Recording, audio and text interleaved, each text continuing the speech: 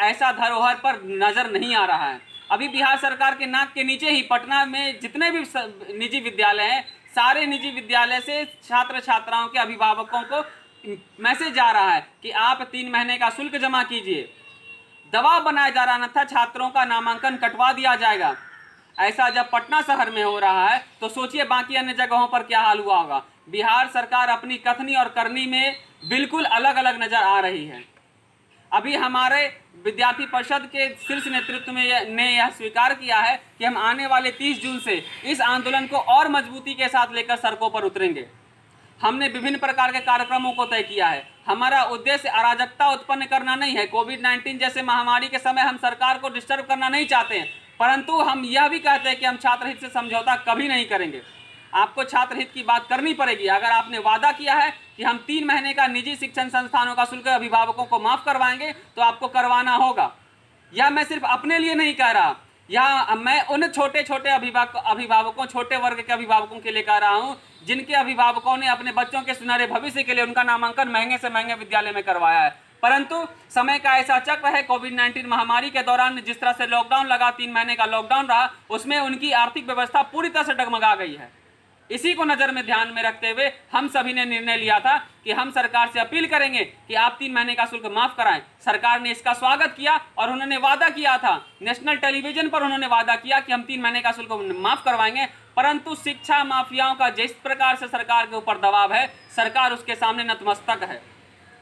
हमारे बिहार के छोटे छोटे तबके के, छोटे छोटे गांव के किसान मजदूर के पुत्र, उनके बच्चे अपने सुनहरे भविष्य का सपना लेकर पटना, दिल्ली, पता नहीं कहां कहां, बिहार की ही बात करें तो बिहार के अन्य बड़े शहरों में, छोटे गांव से निकलकर बड़े शहरों में ट्यूशन लेकर के जाते हैं पढ़ने के लिए। वहां पे रूम लेकर के रहते हैं, निजी रूम लेकर के रहते हैं। वहां पे उनका 4,000 3,000 महीने का रूम रेंट आता है। बिहार सरकार ने कहा था हम बिहार के छात्रों का रूम रेंट माफ करवाएंगे।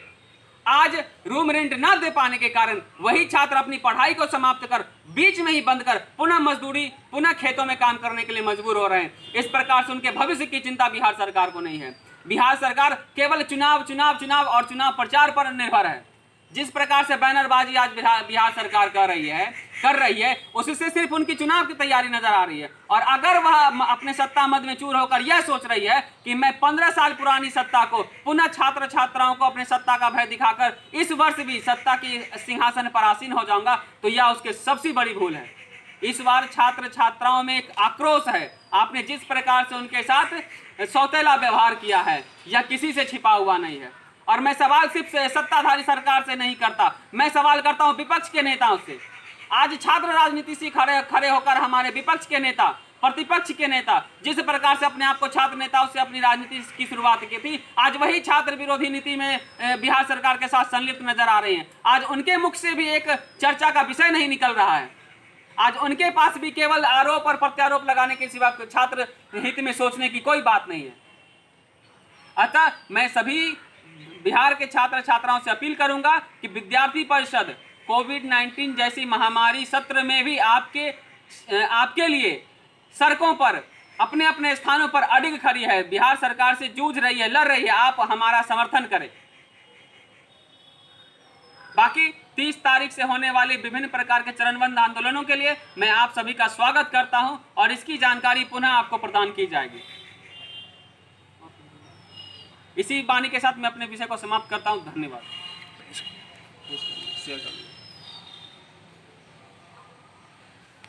लीजिए। नहीं,